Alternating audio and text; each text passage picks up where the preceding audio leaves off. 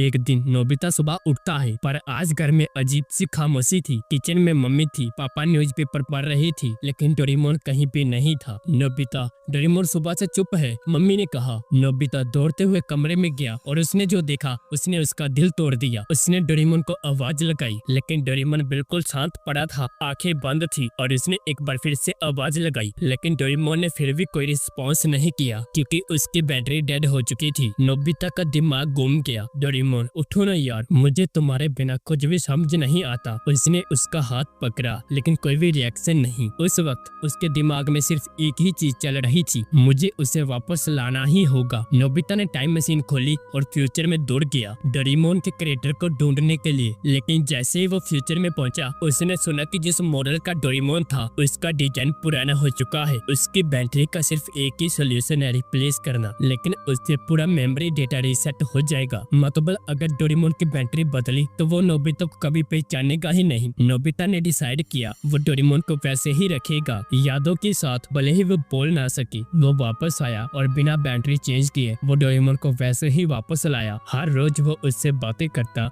और पुराने पल याद दिलाता, जैसे कि वो सुन रहा हो। कई साल बीत गए, नोबिता बड़ा हो गया, एक साइंटिस्ट बन गया और इसने अपनी जिंदगी का एक ही मिशन बना दिया, डोरेमोन को किसी भी हाल में ठीक करना। और फिर एक दिन उसने वो मोमेंट क्रिएट किया जिसका सब इंतजार कर रहे थे। लैब में एक हल्की सी बीप सुनाई दी और डोरेमोन की आंख में ब्लू लाइट चमकती है। उसकी आवाज आई, नोबिता क्या तुम रो रहे हो? नोबिता का सबसे अच्छा दोस्त वापस आ गया था। दोस्ती कभी खत्म नहीं होती, चाहे बैटरी डेड हो जाए या वक्त बदल जाए। अगर जज्बा हो तो डोरेमोन भी लौट आता है। अगर गाइस आप डोरेमोन के लास्ट एपिसोड की डिटेल में कहानी जानना चाहते हो, जिसे आपसे हमेशा छुपाया गया, और जो कहानियां आपने यूट्यूब पर सुनी है वो तो असली कहानियां है ही नहीं। अगर आपको असली कहानी जाननी है तो इस वीडियो को लाइक करके चैनल को सब्सक्राइब कर देना और कमेंट में ब्लू हार्ट जरूर भेज देना।